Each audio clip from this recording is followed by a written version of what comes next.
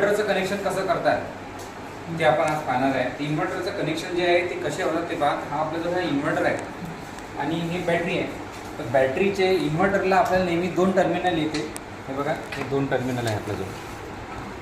ठीक आहे, हे 2 टर्मिनल आहे, रेड आणि हा ब्लॅक. आता हा जो रेड टर्मिनल आहे तुमचा, इथे तुम्हाला इंडिकेशन पण दिलेलं असते. बघा इथं, हे बघा इथं, हे थोडा झूम करून दाखवा थोडं. हे रेड म्हणजे हा रेडचा पॉझिटिव्ह टर्मिनल आणि ब्लॅकवाला निगेटिव्ह टर्मिनल. ठीक आहे, तर हा रेड आणि हा ब्लॅक जो आहे हा बरोबर बॅटरीच्या पॉझिटिव्हला आणि ब्लॅकवाला निगेटिव्हला इथं लिहिलेलं असते. तुम्ही तिथून पण चेक करू शकता. त्याच्यानंतर आता या बॅटरीला आपल्याला चार्ज करायचा आहे. तर आपल्याजवळ एक वायर येते सरळ या इन्व्हर्टरमधून. हा तो तिथून वायर, तर हा वायर काय करायचा, तिथे लावून द्यायचा. बस लावून द्यायचा, लावून तिथे लावायचा. लावून काय करायचं आहे, बटन ऑन करायचे. ठीक आहे, तर हे केल्यानंतर तुम्हाला इथे इंडिकेशन दाखवले बघा, इन्व्हर्टर ऑन, मेन ऑन झालेला आहे.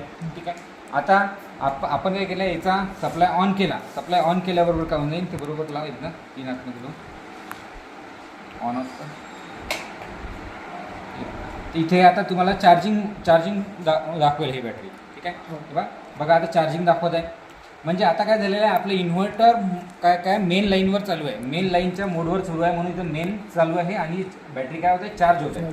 हे जे कनेक्शन असते बॅटरीच्या चार्जिंगसाठी वापरले जाते. आता आपल्याला काय करायचं आहे, या इन्व्हर्टरमधून सप्लाय द्यायचा आहे. कोणत्या पण बोर्डात जर सप्लाय द्यायचा असेल तो कसा द्यायचा, तर बघा आता इथे एक बटन आहे. हा स्विच जर आपण प्रेस केला, हा स्विच जर प्रेस केला तर काय होते, इथं मेन्स ऑन आणि ऑफ दाखवते. समजा आपली लाईन गेली, तिथून एक बटन बंद करा. बघा बटन बंद केली आहे. आता काय केलं आहे, इथं काहीच दाखवत नाही आहे, चार्जिंग नाही, काहीच नाही. आता हे बटन ऑन केल्याबरोबर बघा इन्व्हर्टर मोडवर आता आपलं इन्व्हर्टर सुरू झालं आहे. इन्व्हर्टर मोडवर सुरू झाला आहे. म्हणजे आता इथून आपल्याला सप्लाय द्यायचा आहे. जिथे कुठे आपल्याला लाईट लावायचं असेल, फॅन लावायचं असेल, तर काय करायचं आहे, याच्यासाठी आउटपुट कुठून द्यायचं आहे, बघा इथून आउटपुट द्यायचं आहे. ठीक आहे, या आपल्या हाताच्या राईट हँडवरून म्हणजे या टर्मिनलपासून काय करायचं, आपल्याला सप्लाय काढायचा आहे बाहेर. सप्लाय काढून काय करायचं आहे, तुम्हाला तिकडे आउटपुटला द्यायचं आहे. जिथे कुठे तुम्हाला सप्लाय द्यायचा आहे तिथे आपण सप्लाय द्यायचा. मी तुम्हाला सप्लाय देऊन पण दाखवतो कसं होतं. आता इन्व्हर्टरला आउटपुट द्यायचं असेल तर आउटपुट देण्यासाठी बघा इथे तुम्हाला इथं हे राहील सॉकेट आहे. या सॉकेटच्या बघा आपल्या राईट हँडवर, ठीक आहे, आपल्या राईट हँडवर किंवा इथे तुम्हाला लिहिलेलं पण असते, तिथून तुम्हाला आउटपुटसाठी एक टर्मिनल घ्यायचा, एक वायर. ठीक आहे, याला तुम्ही नंतर कनेक्शन करायचं. मी तुम्हाला दाखवायचं आहे म्हणून मी अशा प्रकारे वायर घेतलेला आहे. ठीक आहे, घरी असा वायर घ्यायचा नाही, याला 3 पिन सॉकेट लावायचं, कनेक्शन घ्यायचं आहे. ते तुम्हाला इथं प्रॉपर लावायचं आहे किंवा इथे तुम्हाला या 2 टर्मिनलपैकी तुम्हाला हे असं इन्सर्ट करायचं आहे. हा केल्यानंतर तुम्हाला एक जो टर्मिनल उरणार आहे तो आपल्याला डायरेक्ट ज्या बोर्डामध्ये आपल्याला सप्लाय द्यायचा आहे त्या सप्लाय तिथे आपल्याला हा टर्मिनल कनेक्ट करायचा आहे. मी तुम्हाला हे कनेक्शन करून दाखवतो. सध्या लाईन आहे, लाईन गेल्यानंतर कसं काय हे इन्व्हर्टर वर्क करते ते सगळं करून दाखवतो. ठीक आहे, बघा आता आपल्याजवळ हे बोर्ड आहे. आपण या बोर्डाला आता काढलेला आहे इथून. ठीक आहे, हे बोर्ड आपण काढलं आहे.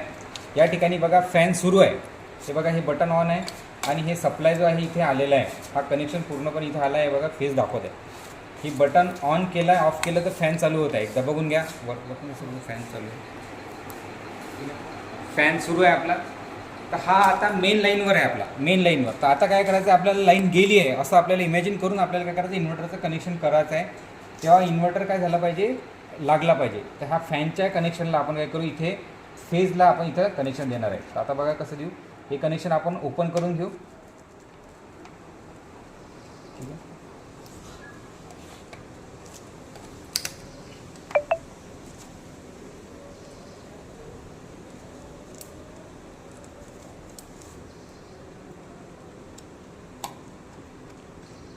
हा आपण इन्व्हर्टरचा फक्त आपल्याला काय केलं आहे, या ठिकाणी मी तुम्हाला प्रॅक्टिकल करून दाखवत आहे की फक्त आपण एकच पॉईंट घेतला आहे. सध्या आपण पूर्ण बोर्ड घेऊ शकतो किंवा आपण पूर्ण घरातली लाईन किंवा पूर्ण सिस्टीमची आपण घेऊ शकतो लाईन. पण आपण काय करताय, सध्या प्रॅक्टिकली आपण फक्त एक पॉईंट घेत आहे, म्हणून आपण तुम्हाला मी एक फॅन फक्त चालू करून दाखवत आहे. तर हा कनेक्शन आता सरळ जाईल आपल्या इन्व्हर्टरच्या आउटपुटला. तर आपण आउटपुट बघू डायरेक्ट.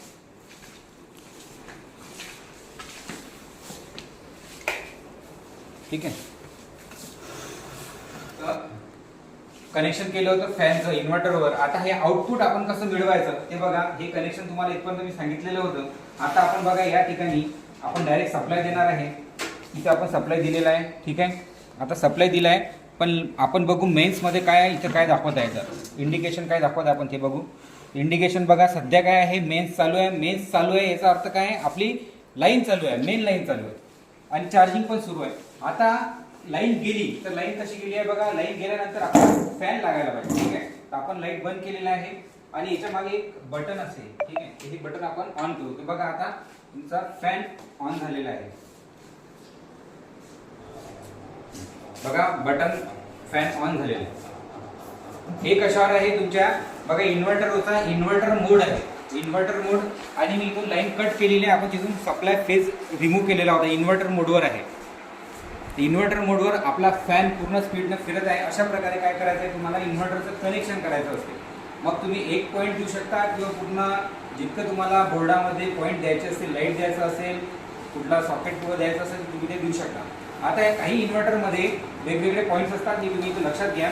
या ठिकाणी बघा एखाद्या वेळेला काय राहील, तुम्हाला इथे हे 2 स्विच आहेत. ठीक आहे, तर हा switch AC on, UPS on असं दाखवते नॉर्मल. तर हे काय करायचं आहे, तुम्हाला इथे UPS वर ऑन करून ठेवायचं आहे जर लाईन गेली असेल तर. आणि या ठिकाणी जर एखाद्या वेळेस तरी पण दाखवत नसेल, तिथे एक फ्यूज असते.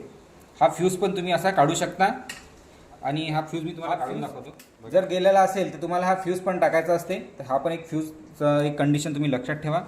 तर इन्व्हर्टरचं आउटपुट इनपुट कनेक्शन कसं करतात हे आपण आजच्या प्रॅक्टिकलमध्ये बघितलं. आजच्या प्रॅक्टिकलमध्ये आणि आजच्या व्हिडिओमध्ये इतकंच. थँक्यू.